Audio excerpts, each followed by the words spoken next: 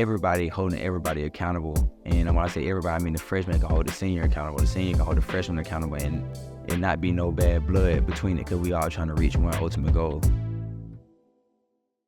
Roll Tide, and welcome back to Bryant-Denny Stadium at the Advantage Center. I'm Roger Hoover. Now, please be joined by Crimson Tide defensive back Malachi Moore. It's time to go inside the episode for the Bama Standard, fueled by Gatorade. And Malachi, captain from last year. Roll Tide, how's the offseason going for you and the Crimson Tide? Roll Tide, it's been going great. Everybody's been having good energy so far. The first couple of weeks that we've been having it, and every day it seems like we're progressing. So we've been having a lot of fun and working hard.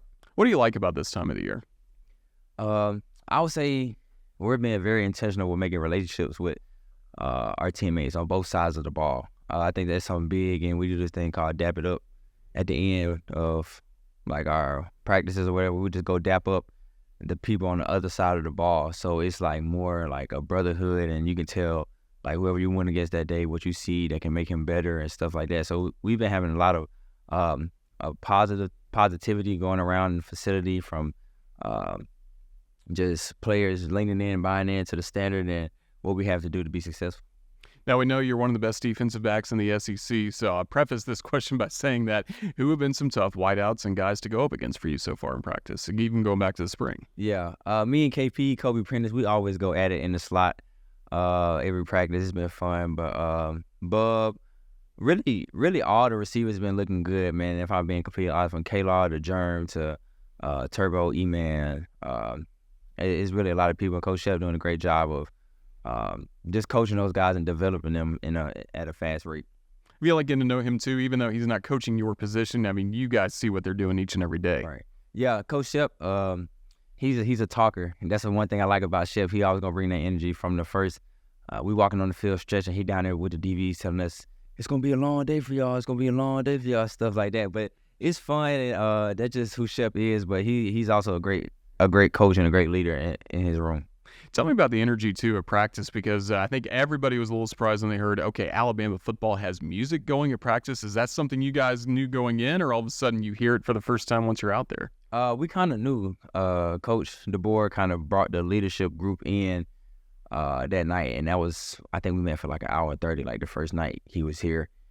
He was just trying to get the feel for everything, get everybody's opinions and what traditions that we have here. He was just trying to know what Alabama football was about. So we was telling him this and that, and then he told us like, yeah, like at practice we're gonna have music. We just all looked at each other like, for real? Like, but nah, it's been fun though. We you got a couple of songs on the playlist where people, everybody on the team kind of know while we're warming up, and so everybody be singing it at the same time. So it's kind of cool to see that, because we've never had anything like that. But I think it's also good for communication wise. Like, you had the music on, you had to be able to talk loud and communicate at all times during the game when it's a rowdy stadium too. So I think it goes both ways.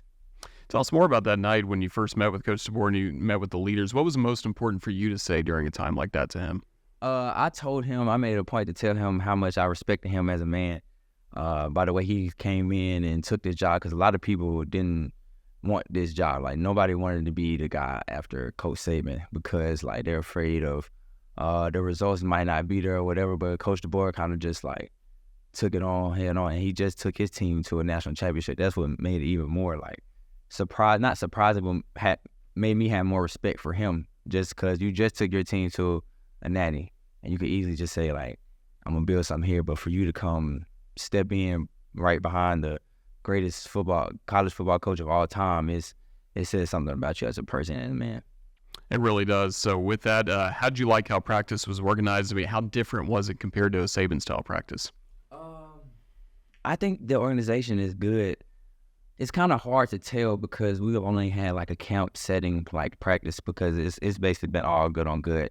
But it's been fun. I think our practices are very productive, and I feel like we're constantly moving the whole time, if that makes sense. And like, we're taking advantage of every rep that we get, all the reps that we get.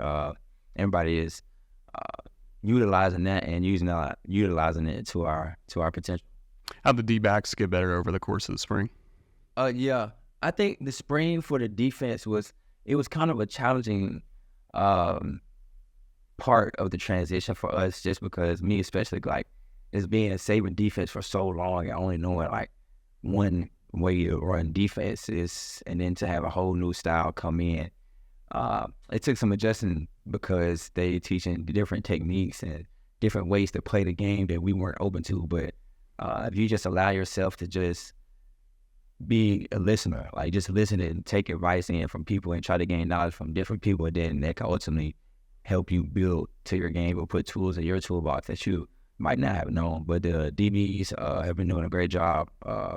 I just think the corners and the safeties, that like we've been doing a good job of just getting extra work in and really like trying to talk to each other about what we're seeing on the field. And so we come off and we challenge each other. That's one thing that we always do. We challenge each other, and we're gonna call each other out when one of our teammates is not stepping up to the standard. But that goes for anybody on the team, any position on the team.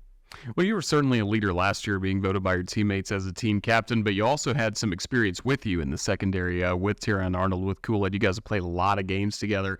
Now for you, as one of the guys that has started a lot of SEC games before, do you love being a leader even more because you have that playing experience? Definitely. I think that playing experience just gives me the tools to help out younger guys see the game faster and learn the game faster. It might be a certain formation and they play it a certain way, but you really need to play it like this versus this type of formation, and just to give them like little knowledges and a little piece of the game that I've learned on the way, and even being transparent with them. Like if they see something that they think can help me, like y'all can come tell me that too. Like I think that's one thing on our team that we've been doing a good job of during this offseason is everybody holding everybody accountable. And when I say everybody, I mean the freshman can hold the senior accountable, the senior can hold the freshman accountable, and it not be no bad blood between it, because we all trying to reach one ultimate goal. But yeah. And with that, the lines of communication we hear are completely open, not just with you guys, but with Coach DeBoer, your assistants as well. Right. Yeah. Coach DeBoer, he's a player's coach. He kind of wants us to have a player-led team, and us to he really values our opinions on what do you guys want to wear on this? What do y'all want to eat? What y'all want to do for this or that? And it's really fun just to have him interact with us in a different type of way. You know what I'm saying? So we never had Coach Saban. He interacted with us, but we never had Coach Saban number or anything like that. So it's kind of cool to see Coach DeBoer. He a little bit younger than Coach Saban, so he's a little bit more modern, a little bit more. I wouldn't say caught up to speed, but caught up to speed. But no, it's been great though. I got you. And speaking of the leadership, it was one of my favorite parts from the episode we just saw, the Bama Standard fueled by Gatorade, the Denny Chimes ceremony where the captains are all there getting their handprints, their cleat marks in cement. It's going to stay forever at the base of Denny Chimes. How meaningful was that experience for you? Because you got to see some of the great players that came before you. Now the name Malachi Moore is going to be there forever too. It was an experience. I don't think anybody, you can really prepare yourself emotionally and just thinking of what it was, because after we gave our speech and we walked down to go put our hand in the cement in our key, you just look down to see all the names of the greats that have came through here, and just to be among those guys is really the honor and the blessing. Cool moment for you and your family, of course. You grew up not too far away in Trussville. Just how much of this is a dream come true, what you've been able to do here at Alabama? It's definitely a dream come true. I'm not going to lie to you. As being a little kid, team captain wasn't something that was on my goals to do. But I just think God put you in certain situations for certain reasons. And I feel he kind of put me in a situation where he knew leading is not something that's comfortable though. So it's a very uncomfortable thing. And then you've had seniors and other leaders in front of you that have had that role. Now it's on you, just thrown into the fire. So it was something I was kind of learning with and learn on the fly more last year than this year. And I'm just glad that my teammates could see that I was trying and that I was giving them my all. You give that to your football family here. We mentioned you're not from too far away. How much does your family help you, and how much are they coming down here? How much you going back there to make sure you spend some time with them, especially this time of the year? Yeah, I just think this time of the year is the biggest time. Anytime I get to go down the road, I'll try to do that, just because once the season get rolling, they're always coming down here. But it's fun to go home, get a nice cooked meal, and just kind of, when I go home, it's kind of like a reset button, brings me back to youth football, high school days, like in my room, like where basically like this is where it all started from. That's kind of I kind of get like motivation off of that when I go home, like just being grateful, like really like never forget where you came from. So like just being in that room, just thinking of all the times that I wanted to be at Bama, watching Bama highlights, defensive highlights late at night, and then just to be here is really a blessing. Who was your guy? Who was that one player you really modeled yourself after? I would say I watched Minka a lot when I was being recruited and coming in to school. I watch him, and I still watch him now with the Steelers. And he always got the ball in his hand, so that's something I just try to pick up on, and little tendencies that he has. That's really good. And, of course, a lot of kids are now looking up to Malachi Moore and saying, I want to be Malachi Moore. I want to play at Alabama, follow in his footsteps. So you got to see a lot of those little guys at the Malachi Moore football camp. You got the T-shirt on now. How much fun was that for you? That was a lot of fun. It was a great turnout. I think we had, like, between 170 and 180 kids out there. It's, like, supposed to be, like, 200. But I'm glad the ones who could made it. And it was just real fun. It was a very joyful, happy day for me just to see all the kids out there having fun and kind of looking at me like I used to look at other players when I would go to like camp as a little kid. And it was just fun to finally put that together with all the people that helped out with the camp. And we had a wonderful time. Was that one of the best things that can come out of name, image, and likeness? Yeah, I would think so. Just being able to use your platform in a positive way to impact your community. I feel like it was definitely something that it's been something that I've been wanting to do for a long time, and just to do it this year and to have the turnout that we had, I was very happy about it. Now, did you model your speech to all the campers kind of like Coach Saban or Coach DeBoer at all? I kind of just went off the dome, really. I had Ha there, so Ha he do all the speeches and stuff, so I know he gonna hit the nail on. Hype man, yeah. You feel me? But yeah, sometimes I caught myself acting like Coach Saban a little bit. Not acting like, but just walking around to different the stations, like he in Fort Porter, how he just walk around, go to all the stations.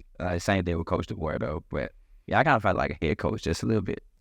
That's good. Maybe it's in your future one day. Maybe. Well, right now, your future is the summer, getting bigger, faster, and stronger, getting ready to go for this fall. Just what's the focus going to be for this football team right before we get ready for fall camp? I would say just go 1-0 every day. 1-0 with everything from your meals to your class to your homework to tutoring to meetings, your reps on the field, off the field, 1-0 your recovery. I think that's something that's been instilled when Coach DeBoer got here. He always talked about 1-0, and then it's just something I've been really just leaning into, like the 1-0 mentality. If you think about this rep, like just win this rep and just focus on the things that you need to focus on, you'll look up and be where you need to be. But I think our biggest thing just needs to be consistency. At the end of the day, just come in and work hard every day. Everybody in the team, everybody in the country doing the same thing, hard workouts, and all of that is just going to behooves the more mentally tough team. Last question. This is, again, inside the episode of the Bama Standard fueled by Gatorade, just to Malachi Moore. What does it mean, the Bama Standard?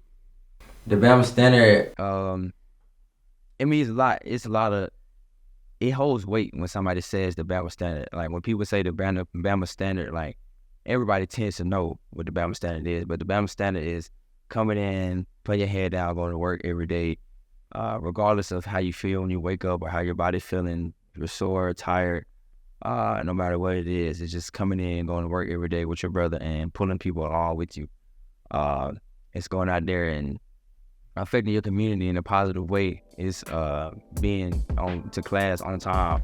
It applies to everything in life. Malachi Moore, you've done that extremely well. Thank you so much for your time. Roll Tide. Roll Tide.